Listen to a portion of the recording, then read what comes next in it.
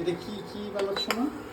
এটা ঘি বানাচ্ছি, দার্জিলিং থেকে এনেছি একটা 1 কিলোর ব্লক, পুরো মাখনের একটা দার্জিলিংয়ের গোর্খে হাট বসে বৃহস্পতিবার, সেখানে আমরা গেছিলাম, আমাদের ভিডিওতে আপনারা দেখতে পাবেন যে শর্মা আন্টি ব্লগে।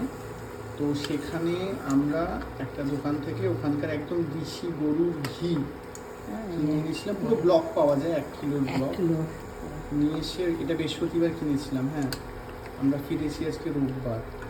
ফেরার পরে ঘিটাকে আমরা জাল দিয়েছি, জাল দিয়ে পুরো গোল্ডেন কালারের খেয়েছি, বুঝতে পারছেন? মানে আমি ভাবা যায় না, মানে এত সুন্দর ঘি, খাঁটি ঘি, পুরো খাঁটি গরুর ঘি। মা তো খুব খুশি, মা বলছে যে আবার জন্মে যাবো, আবার 2 কেজি নিয়ে আসবে। কি সুন্দর ঘিটা, হ্যাঁ হয়ে গেছে জাল দেওয়া হয়ে গেছে। সুন্দর ঘি আছে, খাঁটি গরুর ঘি। এবার ঠান্ডা হবে, ছেঁকে একটা বোতলে ভরে রাখবো। আপনারা কেউ এইভাবে দার্জিলিং বা অন্য কোনো পাহাড়ি জায়গায় গিয়ে ওখানকার ঘি কিনে নিয়ে এসছেন কিনা সেটা আমাদেরকে জানাবেন, তাই তো? হ্যাঁ, সেই তো।